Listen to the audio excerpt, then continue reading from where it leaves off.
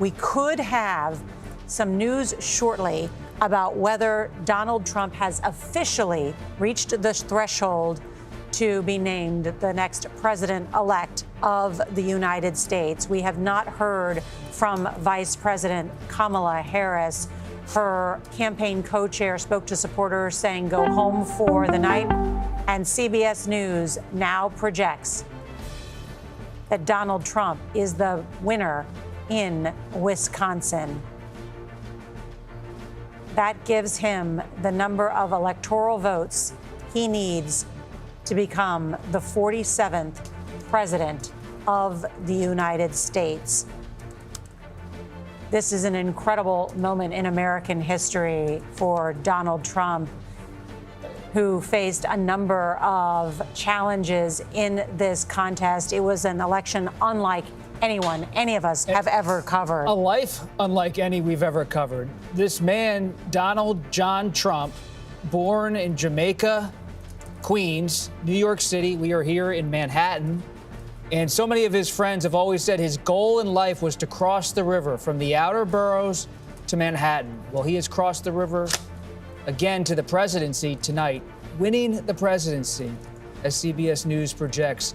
This will usher in potentially an unprecedented era in American history, to have someone who believes firmly that he has total presidential power in terms of official acts based on the Supreme Court ruling earlier this year, does not have to serve in prison despite being convicted in a criminal trial, and despite pressuring his own vice president to overturn an election, has been warmly embraced by the party, the Republican Party once again, and won the presidency based on our CBS News projection.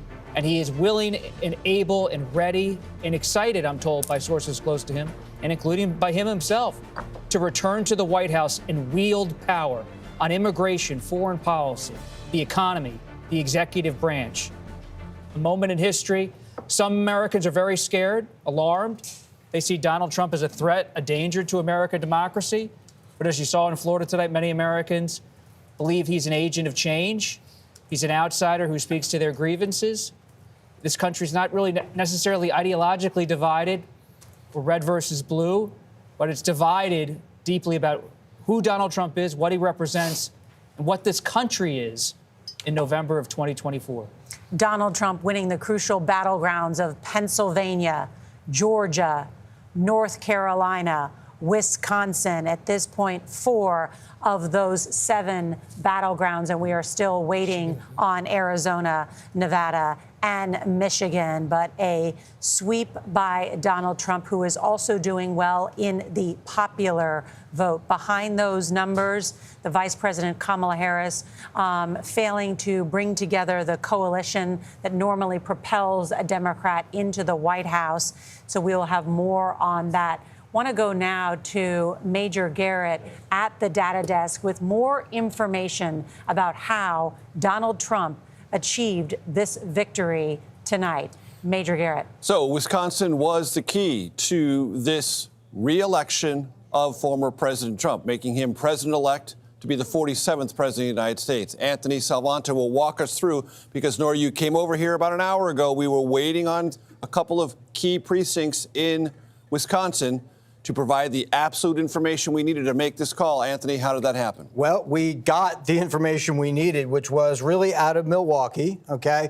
Once we saw that, it was a question of Kamala Harris, who was trailing, didn't have enough votes to be able to catch up. Even though you see that big number in Milwaukee, it just wasn't enough. The thing, though, the big thing here is this. This is a one-point victory for Donald Trump. Now, how do you do that? It means he consistently hit his vote targets in county after county, or exceeded his 2020 performance. So I'm going to hit, Racine here, and I'll just go county after county where, even if he came close to them in one after another, okay, he was at least consistent with his 2020 numbers or just a little bit better.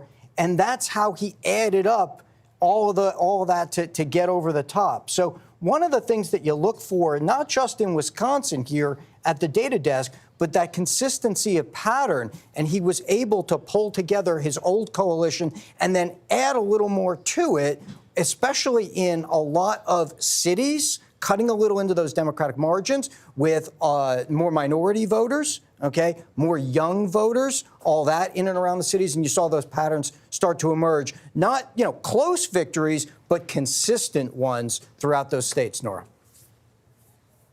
Trump could win all of the 7 battleground states tonight?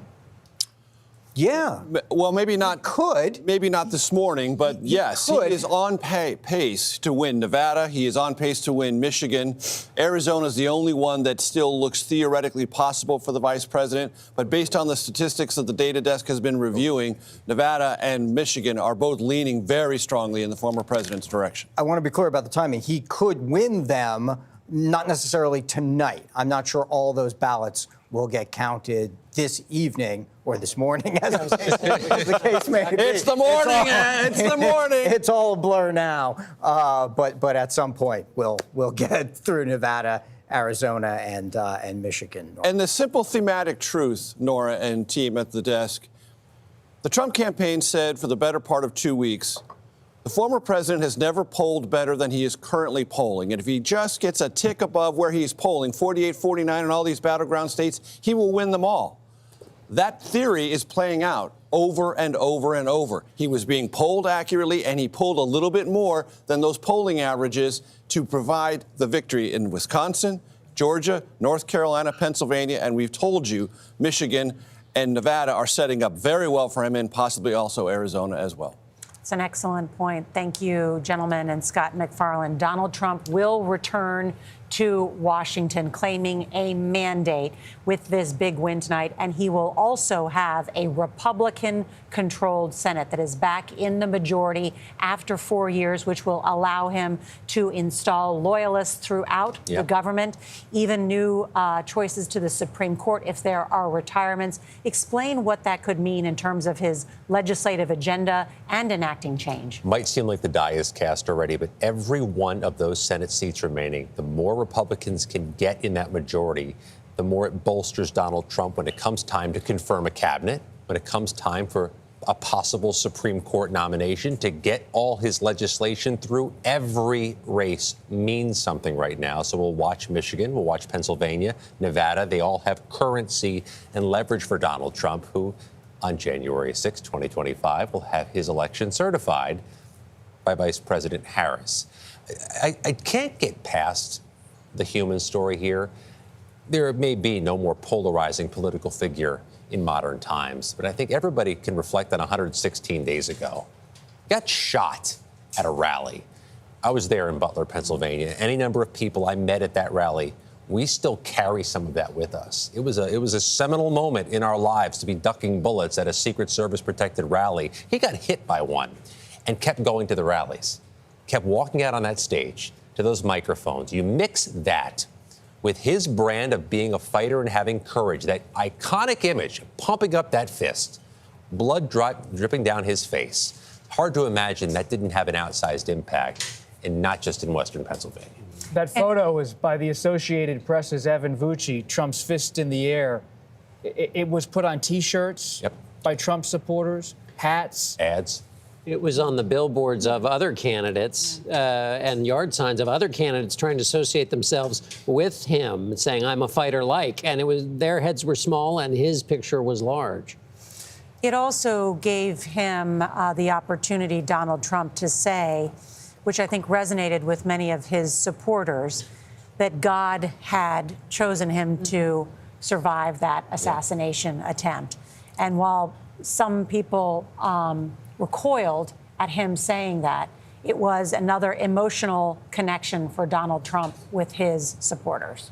And he gave his speech tonight in West Palm Beach, where it should be underscored, there's another person charged with an assassination attempt September 14th on that Sunday while he was golfing at that same area where he gave his speech tonight.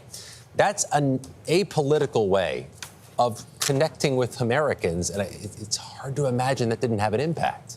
And Margaret Brennan, the president has said, promises made, promises kept. He has told his supporters, we will fix it. We'll bring in a golden era. What is his record on that? What's he promising to do? Well, if you look at what he delivered in the first 4 years versus what he promised, there was a lot that went undelivered. He did deliver on that single legislative achievement that Gary Cohn was the architect of, the tax cuts. But when it came to, for example, building the wall and having Mexico pay for it, it was something like, just a few miles. You have all sorts of different things that were on his to-do list that he did not achieve. Now, being president and dealing with the circumstances you are handed, such as COVID, was pretty extraordinary. There were things that he actually did achieve that he didn't trumpet on the campaign trail because of the interesting dynamic we have in our politics right now. He could have come out there and said, yes, I was handed COVID, but I delivered you a vaccine because I harnessed, science and business and the great minds and leadership of America. He didn't do that. He played more towards some of these things that enrage, that anger, and by the way, apparently galvanize people enough to get in a car and show up and vote on November the 5th. I think we have to all take time to digest this. We're doing it in the moment, but I don't think we are all quite grasping the gravity of sending Donald Trump back to Washington with the word you used, Norah, a mandate. It's not just the man. It is a mandate. They have control in a significant way of Senate and possibly the House.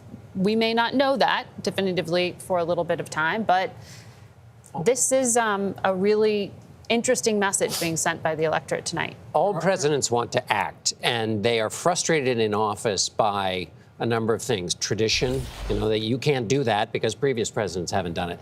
They're frustrated by having to get reelected, so they have to be careful about the voters. They're frustrated in some cases about, well, that's illegal, Mr. President. You can't do that, so you shouldn't do it. And then finally, in the most extreme cases, by political censure, by impeachment.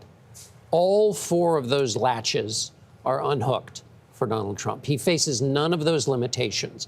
And he also is, in our modern presidency, the president who has been most easily indulged his own id, his own personal desires in using power in his office.